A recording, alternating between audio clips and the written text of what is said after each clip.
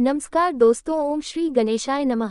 शांताकारं भुजंगसनं पदम नाव सुदेश विश्वाधार गगन सदृश मेघ वर्णम शुभांग लक्ष्मीकांत कमल नैनम योगी भी ध्यान गम्यम वंदे विष्णु भवहरम सर्वलोकय नाथम मंगलम भगवान विष्णु मंगलम गणोध्वज मंगलम पुंडरीकाक्ष मंगला तनो हरिओम नमो भगवते वासुदेवाय। आज का दिन आप सभी के लिए मंगलमय हो। आइए सुनते हैं आश्विन मास कथा का 15वां अध्याय।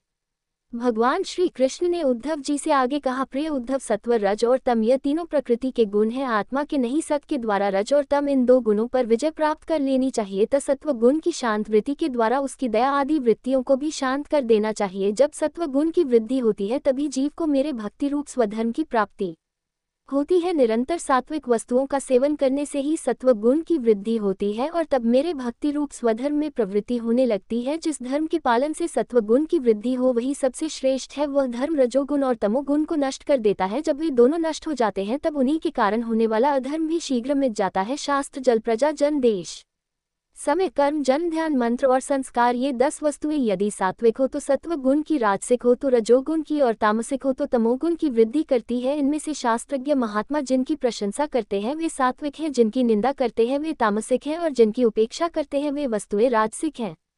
जब तक अपने आत्मा का साक्षात्कार तथा स्थूल सूक्ष्म शरीर और उनके कारण तीनों गुणों की निवृत्ति ना हो तब तक मनुष्यों को चाहिए कि सत्व गुण की वृद्धि के लिए सात्विक शास्त्र आदि का ही सेवन करें, क्योंकि उससे धर्म की वृद्धि होती है और धर्म की वृद्धि से अंतःकरण शुद्ध होकर आत्म तत्व का ज्ञान होता है। बासु की रगड़ से आग पैदा होती है और वह उनके सारे वन को जलाकर शांत हो जा है, वैसे ही यह शरीर गुणों के वसम में से उत्पन्न हुआ है। विचार द्वारा मंथन करने पर इससे ज्ञानाग्नि प्रज्वलित होती है और वह समस्त शरीरों एवं गुणों को भस्म करके स्वयं भी शांत हो जाती है। उद्धव जी ने पूछा, भगवान, प्राय सभी मनुष्य इस बात को जानते हैं कि विषय व्यक्तियों के घर है, फिर भी वे कुत्ते, गधे और बकरे के समान दुख सहन करके भी उन्हीं को ही भोगते रहते हैं। इसका क्या कारण है? भगवान श्री कृष्ण ने कहा, प्रिय उद्धव, जीव जब अज्ञान वश अपने स्वरूप को भूलकर हृदय से सूक्ष्म स्थूल आदि शरीरों में बुद्धि कर बैठता है, जो कि सर्वथा ब्रह्म ही है, तब उसका सत्व प्रधान मन घोर रजोगुण की ओर झुक जाता है, उससे व्याप्त हो जाता है। बस जहाँ मन में रजोगुण की प्रधानता हुई कि उसमें संकल्प विकल्पों का ताता बन जाता है, अब विषयों का चिंतन करने लगता है और अपनी दुर्बुद्धि के कारण काम के फंदे में फंस जाता है, जिससे फिर छुटकारा होना बहुत ही कठिन है। जब वह अज्ञानी काम व अनेकों प्रकार के कर्म करने लगता है और इंद्रियों के वश होकर यह जानकर भी कि इन कर्मों का अंतिम फल दुख ही है, उन्हीं को करता है, उस समय लाजोगुण के तीव्र वेग से अत्यंत मोहित रहता है।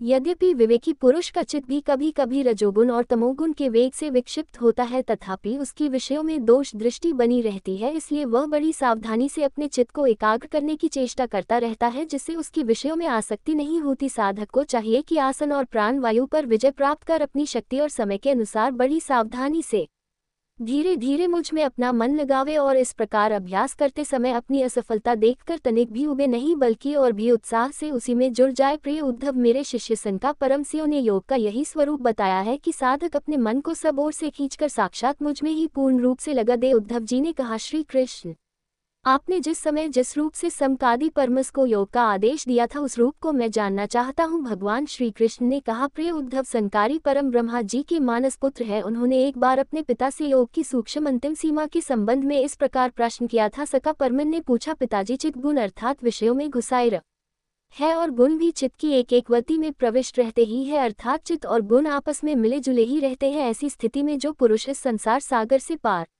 होकर मुक्ति पद प्राप्त करना चाहता है वह इन दोनों को एक दूसरे से अलग कैसे कर सकता है? भगवान श्री कृष्ण कहते हैं, प्रिय उद्धव, यद्यपि ब्रह्मा जी सब देवताओं के शिरोमणि, स्वयंभू और प्राणियों के जन दाता है, फिर भी संकारी परमन के इस प्रकार पूछने पर ध्यान करके भी वे इस प्रश्न का मूल कारण ना समझ सके, क्योंकि उनकी बुद्धि कर्म प्रवण थी। उद्धव, उस समय ब्रह्मा जी ने इस प्रश्न का उत्तर देने के लिए भक्ति भाव से मेरा चिंतन किया, तब मैं हंस का रूप धारण करके उनके सामने प्रकट हुआ। मुझे देखकर संकारी ब्रह्मा जी को आगे करके मेरे पास आए और उन्होंने मेरे चरणों की ना करके मुझसे पूछा कि आप कौन है? प्रिय उद्धव, संकारी परमार्थ तत्व के जिज्ञासु थे, इसलिए उनके पूछने पर उस समय मैंने जो कुछ कहा वह तुम मुझसे सुनो। ब्राह्मणों, यदि परमार्थ रूप वस्तु नानव से सर्वथा रहित है तब आत्मा के संबंध में आप लोगों का ऐसा प्रश्न कैसे युक्ति संगत हो सकता है? अर्थात मैं यदि उत्तर देने के लिए बोलूं भी तो किस जाति, गुण, क्रिया और संबंध आदि का आश्रय लेकर उत्तर दो? देवता, मनुष्य, पशु, पक्षी आदि सभी शरीर पंचभूतात्मा होने के कारण अभिन्न ही है और परमार्थ रूप से भी अभिन्न है। ऐसी स्थिति में आप कौन है? आप लोगों का ये प्रश्न ही केवल वाणी का व्यवहार है, विचार पूर्वक नहीं, अतः निरर्थक है। मन से, वाणी से, दृष्टि से अथवा अन्य इंद्रियों से भी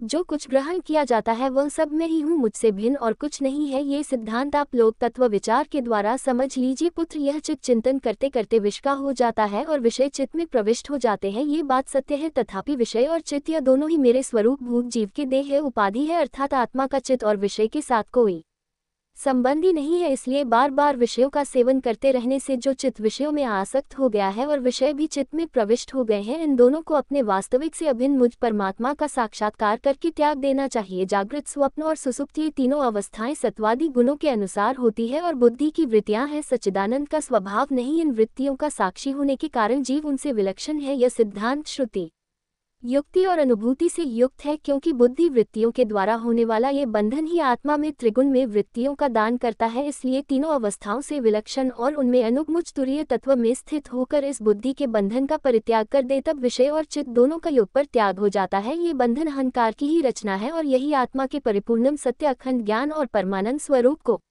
छुपा देता है। इस बात को जानकर विरक्त हो जाए और अपने तीन अवस्थाओं में अन्वत तुर्य स्वरूप में होकर संसार की चिंता को छोड़ दे। जब तक पुरुष की भिन्न भिन्न पदार्थों में सत्य तो बुद्धि, अहम बुद्धि और मम बुद्धि युक्तियों के द्वारा निवृत्त नहीं हो जाती, तब तक वह ज्ञानी यद्यपि जागता है तथापि सोता हुआ स रहता है। जैसे स्वप्न अवस्था में जान पड़ता है कि मैं जाग रहा हूँ, आत्मा से अन्य देह आदि प्रतिमा नाम रूपा प्रपंच का कुछ भी अस्तित्व नहीं है, इसलिए उनके कारण होने वाले वर्णाश्रम आदि भेद, स्वर्ग आदि फल और उनके कारण भूत कर्म, ये सब के सब इस आत्मा के लिए वैसे ही मिथ्या है जैसे स्वप्नदर्शी पुरुष के द्वारा देखे हुए सब के सब पदार्थ जो जागृत अवस्था में समस्त इंद्रियों के द्वारा बाहर दिखने वाले संपूर्ण क्षण भंगुर पदार्थों को अनुभव करता है, और स्वप्नावस्था में हृदय में ही जागृत में देखे हुए पदार्थों के समान ही वासना में विषयों का अनुभव करता है, और सुप्ति अवस्था में उन सब विषयों को समेटकर उनके लय को भी अनुभव करता है। वह एक ही है। जागृत अवस्था के इंद्रिय स्वप्न अवस्था के मनस सुप्ति की संस्कारवती बुद्धि का भी वही स्वामी है, क्योंकि वह त्रिगुण में तीनों अवस्थाओं का साक्षी है। जिस मैंने स्वप्न देखा, जो मैं सोया वही मैं जाग रहा हूँ, इस स्मृति के बल पर एक ही आत्मा का समस्त अवस्थाओं में होना सिद्ध हो जाता है। ऐसा विचार कर मन की यह तीनों अवस्था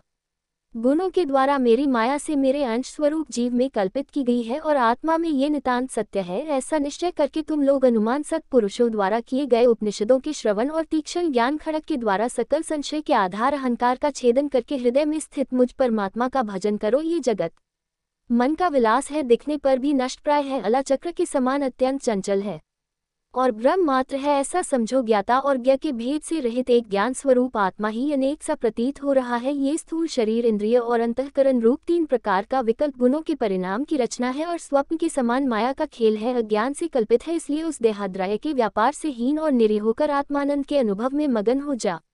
यद्यपि कभी कभी आहार आदि के समय ये देहादिक प्रपंच देखने में आता है, तथापि यह पहले ही आत्म वस्तु से अतिरिक्त और मिथ्या समझकर छोड़ चुका है, इसलिए वह पुनः भ्रांति मूलक मोह उत्पन्न करने में समर्थ नहीं हो सकता। देहपात पर्यंत केवल संस्कार मात्र उसकी प्रतीति होती है। जैसे मदिरा पीकर उन्मत्त पुरुष यह नहीं देखता कि मेरे द्वारा पना वस्त्र शरीर पर है या गिर गया, वैसे ही सिद्ध पुरुष जिस शरीर से उसने अपने स्वरूप का साक्षात्कार किया है वह प्रारब्धवश खड़ा है, बैठा है या देववश कहीं गया या आया है, नश्वर शरीर संबंधी इन बातों पर दृष्टि नहीं डालता। प्राण और इंद्रियों के साथ यह शरीर भी प्रारब्ध के अधीन है, इसलिए अपने आरंभिक कर्म जब तक है तब तक उनकी प्रतीक्षा करता ही रहता है, परंतु आत्मवस्तु का साक्षात्कार करने वाला तथा समाधि पर्यंत योग में आरूढ़ पुरुष स्त्री पुत्र धन आदि प्रपंच के सहित उस शरीर को फिर कभी स्वीकार नहीं करता, अपना नहीं मानता। जैसे जगा हुआ पुरुष स्वप्न अवस्था के शरीर आदि को संकार ऋषियों, मैंने तुमसे जो कुछ कहा है वह सांख्य और योग दोनों का गोपनीय रहस्य है। मैं स्वयं भगवान हूँ, तुम लोगों को तत्व ज्ञान का उपदेश करने के लिए ही यहाँ आया हूँ, ऐसा समझो। विप्र भरो में योग, संख्या,